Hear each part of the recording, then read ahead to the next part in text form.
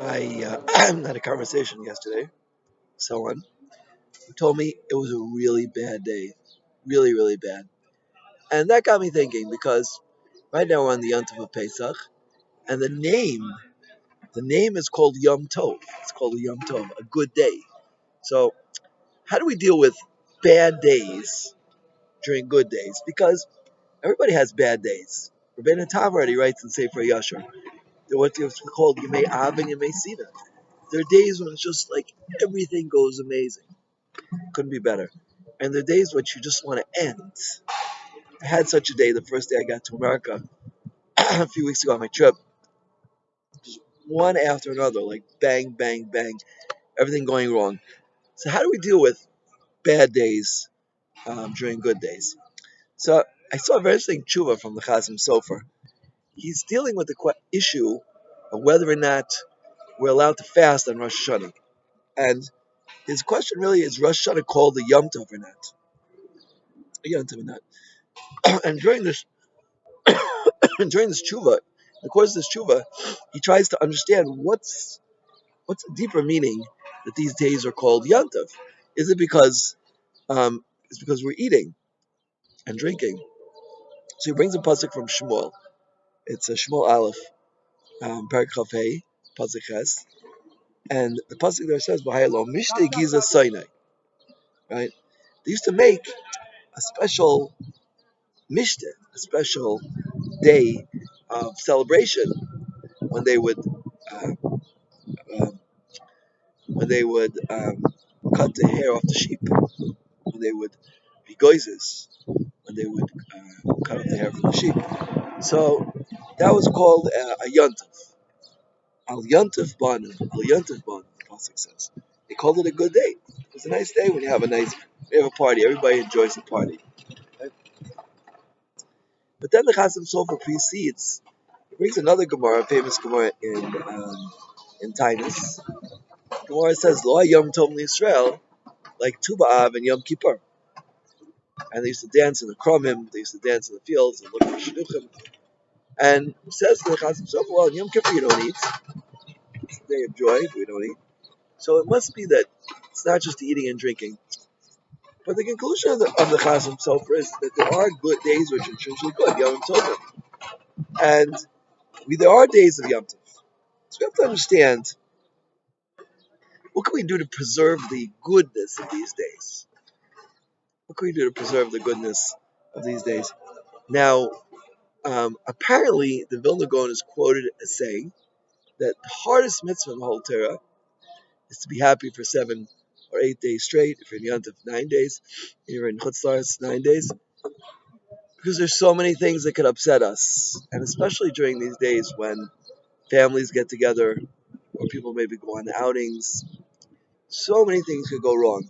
In fact, Rav Chatzkel Levenstein said, there was once a book I noticed in a bookstore, that he tries to prove that really Kriyas Yamsuf wasn't a miracle, but every 76 billion years the stars line up and the sea splits. It might be true. I don't know. I haven't done research myself. I don't believe the world personally is 76 billion years old. But in any event, it might be true that this happens on a regular basis every 76 billion years. But says Rav Chatzkel Levenstein, just the fact that you get the whole Jewish people together to cross the Yam Suf, that was the miracle. So you ever try to go out together with a family, this one has to use the bathroom, this one forgot this, and forgot the baby's pacifier, and the diapers, and the milk, and this, that. And the fact that the whole Jewish people crossed the Yam Suf together simultaneously, this is in fact the miracle. Because there's so many things that go wrong when you're trying to organize things. Anybody knows, anyone has a family knows about these concepts and possibilities.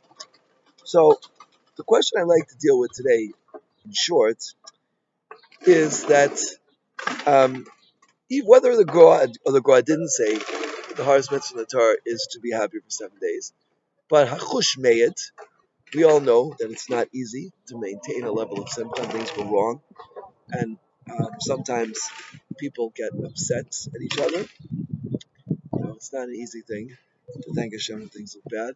Some people actually have different reactions. As we said once, that Chazal were Koveya the Nusach, they established the wording because there are many other things that a person could say. When a person's upset, the human tendency is to say something, to make a statement. And the statement might be, go jump in a lake. It might be something a little bit worse. Some people even resort to nivel peh. And or just me, oh darn it, or gosh, or oh my gosh, something like that. Chazal picked a much more practical and beneficial statement. That everything the merciful one does, he does for good. That, as it were, imbues within us the understanding, as bad as things might seem. And I'm sitting here now today, early morning at the coastal. A lot of things are going wrong here. Just at the beginning of the week, it was a bus that was stoned by Arabs.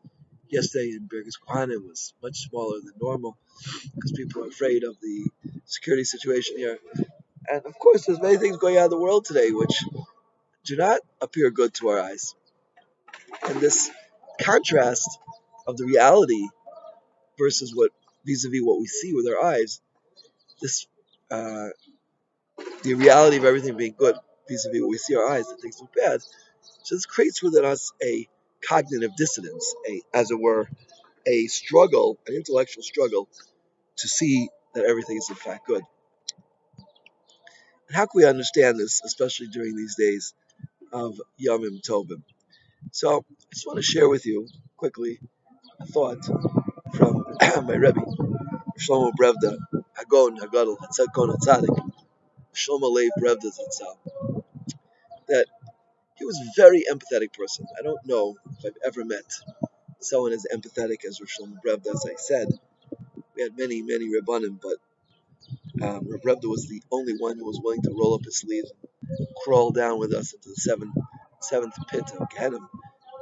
And he was very, very empathetic, but on Yantif, if you would mention problems, he would go like this.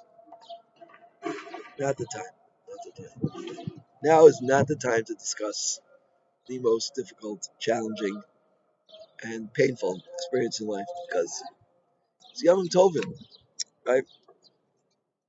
And as the Chasim Sofer says there in Orach Chaim, Shot Orach Chaim Kuf Samech 168, in Orach Chaim, he says that the days of Mishta, a feasting and drinking and tefillah, special tefillahs, Hallel, Simcha.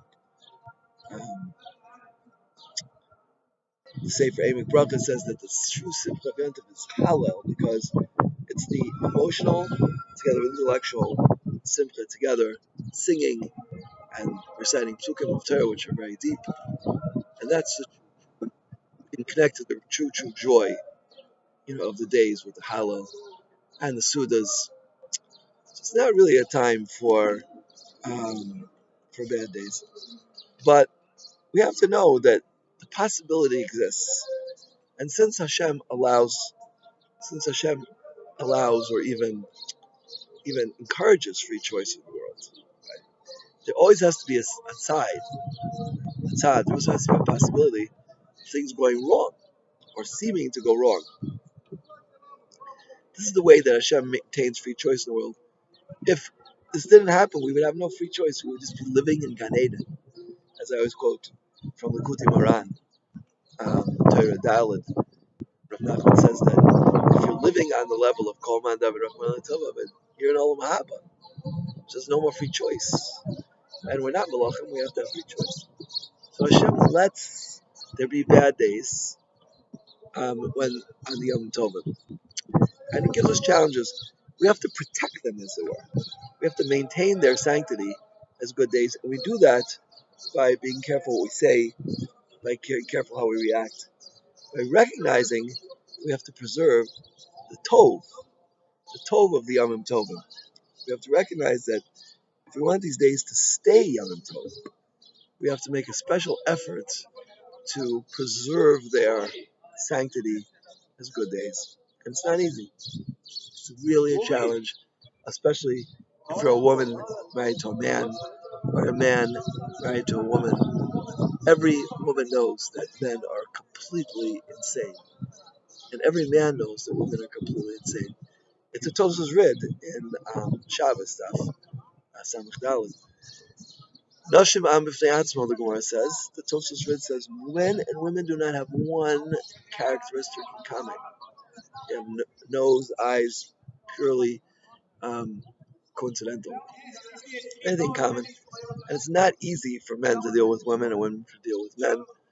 It requires special work to understand that this is in the soil and we're being tested to really challenge us and to work on our midos, the men with their wives and their wives with their men. So during these Yomim Tovim, let's all try to make a special effort to keep them good days. And if Hashem decides to send us Yimei Sina, as they're called, during these days, we can try to be mahabbat them. There's a special siyata d'shmaya. If we work on it, we can connect to the goodness of these days, to connect it, to feel the joy, especially if you're zocheh to be here in the base of Mikdash, the Makom of Mikdash, and to daven l'fnai l'fnim.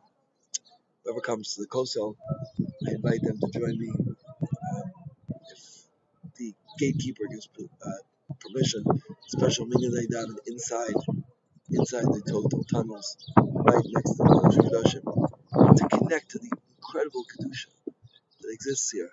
But whether you're at the coastal Hammurabi, or whether you're at the coastal of your house, wherever you might be living in the world, let's try and keep these days, these good days, Yom Tovim, and connect to the great joy and ecstasy and jubilation of these days, and keep them as Yom Tovim.